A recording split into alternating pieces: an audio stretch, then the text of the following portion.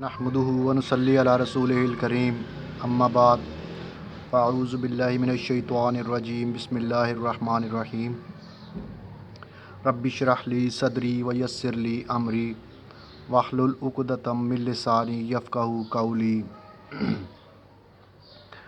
آج ہم جس عظیم صحابی کے بارے میں پڑھیں گے سنیں گے ان کا نام ہے حضرت اسامہ بن زید رضی اللہ تعالیٰ عنہ۔ ہجرت سے 7 سال پہلے کا واقعہ ہے۔ مکہ معظمہ میں قریش جو ہے وہ مسلمانوں پر ظلم و ستم کے پہاڑ توڑ رہے ہیں، ہر طریقے سے پریشان کر رہے ہیں نبی اکرم صلی اللہ علیہ وسلم کو اور ان کے صحابہ کرام کو۔ تو اسی دوران ایک بچے کی پیدائش کے بارے میں نبی اکرم صلی اللہ علیہ وسلم کو اطلاع ملتی ہے۔ ایمن ایک خاتون ہے جن کے ہاں ان کی ولادت ہوتی ہے۔ تو اس بچے کی ولادت کا سن کر حضور نبی اکرم صلی اللہ علیہ وسلم بہت زیادہ خوش ہوتے ہیں۔ تو جو صحابہ کرام ہیں وہ بھی آپ کی خوشی کو دیکھتے ہوئے بہت خوش ہوتے ہیں۔ تو یہ بچہ جو پیدا ہوا اس کا نام تھا اسامہ بن زید۔ تو حضرت اسامہ بن زید کے ساتھ حضور نبی اکرم صلی اللہ علیہ وسلم کا ایک خاندانی تعلق بھی بہت اچھا تھا۔ وہ اس طرح سے کہ جو ان کی والدہ تھیں حضرت اسامہ بن زید کی والدہ ایمن، یہ ایک حبشی خاتون تھی، برکت ان کا نام تھا، بعد میں ایمن کے نام سے مشہور ہوئیں۔ یہ آپ کی والدہ کی کنیز بھی رہ چکی ہیں۔ تو حضرت محمد صلی اللہ علیہ وسلم کی والدہ کے انتقال کے بعد کچھ عرصے کے لیے ایمن نے بھی حضور نبی اکرم صلی اللہ علیہ وسلم کی پرورش فرمائی۔ اور اسی طرح حضرت محمد صلی اللہ علیہ وسلم فرماتے ہیں کہ ایمن میری والدہ کی طرح ہی ہیں، اور انہیں بھی میری اہل و عیال اور میرے اہل بیت میں ان کو بھی شامل کیا جائے۔ میں ان کو ایسے ہی عزیز رکھتا ہوں جیسے میں اپنے باقی اہل و عیال کو رکھتا ہوں۔ تو یہ تو ان کی والدہ تھی حضرت اسامہ بن زید کی۔ جو ان کے والد ہیں حضرت اسامہ بن زید کے، حضرت زید بن حارثہ، مشہور و معروف صحابی ہیں۔ ان کی بھی ایک ویڈیو علیحدہ سے آپ کے پیش خدمت کروں گا۔ حضرت اسامہ کے جو والد حضرت زید بن حارثہ، ان کو حضور نبی اکرم صلی اللہ علیہ وسلم اپنا منہ بولا بیٹا بھی بنا چکے ہیں۔ نزول قرآن سے پہلے وہ حضرت زید بن حارثہ جو ہیں وہ حضور اکرم صلی اللہ علیہ وسلم کے منہ بولے بیٹے بھی تھے۔ تو یہ تو ایک خاندانی تعلق تھا حضرت اسامہ بن زید کا حضرت نبی اکرم صلی اللہ علیہ وآلہ وسلم کے ساتھ۔ تو ان کے بارے میں آج ہم کچھ تھوڑا سا بیان کریں گے۔ ان کا اسلام کے ساتھ حضور نبی اکرم صلی اللہ علیہ وسلم کے ساتھ کس طرح سے محبت، شفقت اور ان کا جذبہ جو تھا اسلام کے لیے وہ کس طرح سے تھا، اس کے بارے میں ہم تھوڑا سا پڑھیں گے۔ حضرت اسامہ بن زید جو ہیں، ان کی عمر حضور نبی اکرم صلی اللہ علیہ وسلم کے جو نواسے ہیں حضرت حسن بن فاطمہ الزہرا رضی اللہ تعالیٰ عنہ، ان کے جتنی ان کی عمر ہے۔ تو حضور نبی اکرم صلی اللہ علیہ وسلم دونوں سے بہت پیار کرتے تھے، حضرت حسن سے بھی اور حضرت اسامہ بن زید سے بھی۔ حضرت حسن تو اپنے نانا کی طرح خوبصورت بچے تھے، لیکن حضرت اسامہ بن زید جو ہیں وہ اپنی والدہ کی طرح حبشی، کیونکہ ان کی والدہ حبشی عورت تھی، تو وہ اپنی والدہ کی طرح ان کا سیاہ رنگ اور چپٹی ناک تھی۔ لیکن حضور نبی اکرم صلی اللہ علیہ وسلم دونوں سے بہت زیادہ پیار کرتے تھے۔ ایک بچے کو ایک ران پہ بٹھا لیتے اور دوسرے بچے کو دوسرے ران پہ بٹھا لیتے تھے اور ان کو دعا دیتے تھے۔ جس طرح بچپن میں حضرت اسامہ کے ساتھ حضور نبی اکرم صلی اللہ علیہ وسلم کا پیار تھا، اسی طرح حضرت نبی اکرم صلی اللہ علیہ وسلم نے جوانی کے دنوں میں بھی ان کے اس حضرت اسامہ بن زید کے ساتھ اپنا پیار و محبت اسی طرح برقرار رکھا۔ جب حضرت اسامہ بن زید نوجوان ہوئے تو وہ عمدہ عادات اور اعلیٰ اخلاق کے پیغمبر تھے، اور اس کے علاوہ وہ بہت ذہین، بہادر، دانش مند، پاک دامن اور نرم خو اور پرہیزگار انسان تھے۔ تو جب غزوہ احد میں حضرت اسامہ بن زید اپنے ہم عمر بچوں کے ساتھ جاتے ہیں جہاد میں شرکت کے لیے، تو حضور نبی اکرم صلی اللہ علیہ وسلم ان کی عمر کے مطابق بعض بچوں کو جہاد میں حصہ لینے کی اجازت دے دیتے ہیں اور بعض کو نہیں دیتے۔ تو جن کو اجازت نہیں ملتی ان میں حضرت اسامہ بن زید بھی شامل ہیں۔ تو وہ بہت مایوس ہو جاتے ہیں اس بات سے کہ مجھے نبی اکرم صلی اللہ علیہ وسلم کے ساتھ جہاد پہ جانے کا موقع نہیں ملا۔ تو بہرحال اس کے بعد جب حضرت اسامہ جو ہیں غزوہ خندق میں اس کے بعد اپنے نوجوان جو لڑکے ہیں ان کے ساتھ جاتے ہیں یہ بھی جہاد میں شامل ہونے کے لیے. تو یہ پھر سمجھتے ہیں کہ کہیں میں پھر اپنی کم عمری کی وجہ سے نہ رہ جاؤں, تو یہ اپنی ایڑیاں اٹھا اٹھا کے اوپر ہو کر چل رہے ہوتے ہیں. تو اس بات پہ حضور نبی اکرم صلی اللہ علیہ وسلم بہت خوش ہوتے ہیں اور انہیں جہاد پہ جانے کی اجازت دے دیتے ہیں. تو اس وقت جب حضرت اسامہ نے اپنے پہلی دفعہ راہ خدا میں جہاد کے لیے تلوار اٹھائی تو آپ کی عمر صرف 15 سال تھی. غزوہ حنین کا واقعہ ہے جب مسلمان شکست سے دوچار ہوئے تو اس نازک ترین موقع پر اسامہ بن زید, حضرت عباس, حضرت ابو سفیان بن حارث اور دیگر 6 صحابہ جو تھے وہ اس میدان جہاد میں ثابت قدم رہے. تو اس چھوٹے سے اس بہادر جتھے جن میں اسامہ بن زید بھی شامل تھے, ان کی وجہ سے بعد میں اس جنگ میں مسلمانوں کو فتح بھی نصیب ہوئی. تو جنگ موتا تھی اس کے بعد جس میں انہوں نے شمولیت اختیار کی. حضرت اسامہ بن زید نے اپنے باپ زید بن حارثہ کی لشکر کے جھنڈے کے تلے جہاد کیا.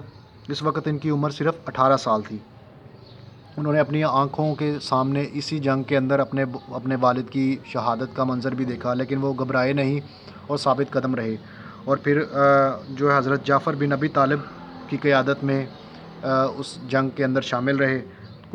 کچھ ہی دیر بعد حضرت جعفر بن ابی طالب کا بھی انتقال ہو گیا, وہ بھی شہید ہو گئے. اس کے بعد پھر حضرت عبداللہ بن رواحہ تھے, ان کی قیادت انہوں نے سنبھالی. پھر یہ لڑتے رہے. تھوڑی دیر بعد ان کی بھی شہادت ہو گئی اور پھر اس کی لشکر کی کمان حضرت خالد بن ولید نے سنبھالی. اور اس دوران بھی حضرت اسامہ بن زید ثابت قدم رہے اور انہوں نے ایسی جنگی حکمت عملی اختیار کی جس کی وجہ سے یہ لشکر اسلام جو ہے روم کے جو ہے اس کے اوپر آہنی پنجے سے چھڑانے میں کامیاب ہو گیا. تو حضرت اسامہ بن زید جو تھے وہ اپنے شہید باپ کی جسد خاکی کو رکھ کر شام کے اندر ہی دفنا کر واپس ان کے ہی گھوڑے کے اوپر مدینہ منورہ حضور نبی اکرم صلی اللہ علیہ وسلم کی خدمت میں حاضر ہوئے. 11 ہجری کو رسول اکرم صلی اللہ علیہ وسلم نے رومیوں سے جنگ کرنے کے لیے لشکر اسلام کی ایک تیاری کا حکم صادر فرمایا. اور اس لشکر میں حضرت ابو بکر رضی اللہ عنہ, حضرت عمر رضی اللہ تعالیٰ عنہ, حضرت سعد بن ابی وقاص اور ابو عبیدہ بن جراح رضی اللہ تعالیٰ عنہ جیسے جلیل القدر اور نڈر اور بہادر صحابہ شامل تھے. لیکن اس لشکر کی کمانڈ جو ہے وہ حضرت اسامہ بن زید کو حضرت محمد صلی اللہ علیہ وسلم نے دی اور کہا کہ یہ لشکر جو حضرت اسامہ بن زید کی قیادت میں روانہ ہوگا. اللہ کا کرنا کچھ ایسا ہوا کہ تھوڑے ہی عرصے بعد حضور نبی اکرم صلی اللہ علیہ وسلم شدید بیمار ہو گئے, جس کی وجہ سے اس لشکر کو تھوڑا مؤخر کیا گیا, اس وقت نہیں بھیجا گیا. تو حضرت محمد صلی اللہ علیہ وسلم جب شدید بیمار ہوئے تو اسی وقت جو ہے وہ اس کو سوچا گیا کہ اس کو بھیجا جائے لشکر کو یا نہ بھیجا جائے. نبی اکرم صلی اللہ علیہ وسلم کی طبیعت زیادہ خراب ہونے کی وجہ سے اس کو بھی روکا گیا. تو اسی اثناء میں حضرت محمد صلی اللہ علیہ وسلم کی وفات ہو گئی, ان کا انتقال ہو گیا. تو جو اس وقت پھر خلافت ملی حضرت ابو بکر صدیق رضی اللہ تعالیٰ عنہ کو, تو ان کو جب خلیفہ چنا گیا تو سب سے پہلے انہوں نے یہی فیصلہ کیا کہ جو حضرت نبی اکرم صلی اللہ علیہ وسلم نے حکم دیا حضرت اسامہ بن زید کی قیادت میں لشکر بھیجنے کا, اس کو بھیجا جائے. تو کچھ صحابی تھے, انہوں نے اس چیز کو سوچا کہ ابھی اس کو کچھ عرصہ کے لیے مؤخر کر دیا جائے, اس لشکر کو ابھی نہ بھیجا جائے کیونکہ ابھی حضور نبی اکرم صلی اللہ علیہ وسلم کی وفات ہوئی تھی. تو ان سب صحابہ نے مل کے حضرت عمر رضی اللہ عنہ کو کہا کہ آپ خلیفۃ المسلمین سے بات کریں کہ اس لشکر کو ابھی نہ بھیجا جائے. تو حضرت عمر رضی اللہ تعالیٰ عنہ گئے حضرت ابو بکر صدیق رضی اللہ عنہ کے پاس اور انہوں نے عرض کی کہ اس طرح صحابی ہیں جو یہ چاہتے ہیں کہ ابھی اس لشکر کو کچھ عرصہ کے لیے نہ بھیجا جائے. تو حضرت ابو بکر صدیق رضی اللہ تعالیٰ عنہ اس موقع پر بہت شدید غصے میں آ گئے اور انہوں نے کہا کہ عمر, کیا تم یہ چاہتے ہو کہ میں نبی پاک صلی اللہ علیہ وسلم نے جو لشکر تیار کیا ہے اس کو روک لوں؟ اور زیادہ غصہ انہیں اس بات پہ آیا تھا کہ وہ جو صحابہ کرام تھے انہوں نے یہ کہہ کے بھیجا تھا کہ اگر عمر رضی اللہ عنہ کو یہ کہہ کے بھیجا تھا کہ ابو بکر صدیق رضی اللہ تعالیٰ عنہ اگر اس لشکر کو نہ بھیجنے کے لیے راضی نہ ہوں, اس کو روکنے کے لیے راضی نہ ہوں, تو ان کو کہیں کہ کسی زیادہ عمر کے اور تجربہ کار صحابی کو اس کی قیادت دی جائے. تو حضرت عمر رضی اللہ تعالیٰ عنہ کی یہ بات سن کر حضرت ابو بکر صدیق بہت غصے میں آ گئے تھے، اور انہوں نے کہا کہ جو بات حضرت نبی اکرم صلی اللہ علیہ وسلم نے جس طرح سے کہی ہے وہ یہ لشکر اسی طرح حضرت اسامہ بن زید کی ہی قیادت میں جائے گا اور ابھی جائے گا۔ تو جب یہ بات سن کر حضرت عمر رضی اللہ عنہ واپس دیگر صحابہ کے پاس آئے تو انہوں نے پوچھا کہ کیا کہا ہے حضرت ابو بکر صدیق نے؟ تو انہوں نے کہا کہ تمہاری ماں تمہیں گم پائے، تم نے آج مجھے خلیفۃ المسلمین سے ڈانٹ پڑوا دی ہے، غصہ ہو گئے ہیں جو میرے پہ اس بات کی وجہ سے، تو تم سب لشکر کی تیاری کرو، تو ہم سب اس حضرت اسامہ بن زید کی ہی قیادت میں جائیں گے جنگ کے لیے۔ تو بعد میں اس لشکر نے کافی کامیابیاں حاصل کی۔ حضرت ابو بکر صدیق رضی اللہ عنہ فرماتے ہیں کہ وہ اسامہ بن زید گھوڑے پر تھے، سوار تھے لشکر کی قیادت میں، اور میں ان کے ساتھ ساتھ پیدل چل رہا تھا، تھوڑی دور تک پیدل گیا۔ تو حضرت اسامہ بن زید کہتے ہیں کہ خلیفۃ المسلمین آپ گھوڑے پہ آ جائیں یا میں بھی آپ کے ساتھ پیدل ہی چلتا ہوں۔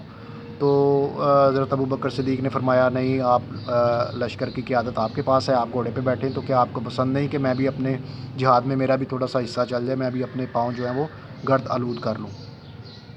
تو بہرحال اسی طرح یہ حضرت اسامہ بن زید کا لشکر جو ہے وہ روانہ ہوا، اور انہوں نے تاریخی کامیابیاں حاصل کی اس جنگ کے اندر جس کے لیے یہ گئے تھے۔ تو یہ تو کچھ واقعات تھے حضرت اسامہ بن زید کے۔ تو جو وقت گزرتا گیا تو لوگوں کے دلوں کے اندر بھی حضرت اسامہ بن زید کی قدر و منزلت بڑھتی گئی۔ اور ایک اور چھوٹا سا واقعہ ہے جس کو بیان کر کے میں اس ویڈیو کو ختم کرتا ہوں۔ حضرت عمر رضی اللہ تعالیٰ عنہ کا دور خلافت ہے، تو حضور صلی اللہ علیہ وسلم نے حضرت اسامہ رضی اللہ تعالیٰ عنہ کا وظیفہ اپنے بیٹے عبداللہ بن عمر سے زیادہ مقرر کیا۔ تو اس کے اوپر حضرت عبداللہ بن عمر جو حضرت عمر کے بیٹے ہیں وہ کہتے ہیں کہ جی اے خلیفۃ المسلمین، آپ نے میرے لیے اپنے بیٹے کے لیے تو وظیفہ 3000 دینار جو ہے وہ مقرر کیا ہے، اور حضرت اسامہ بن زید سے 4000 دینار مقرر کیا ہے، حالانکہ میں ان سے کسی بھی صورت کم نہیں ہوں۔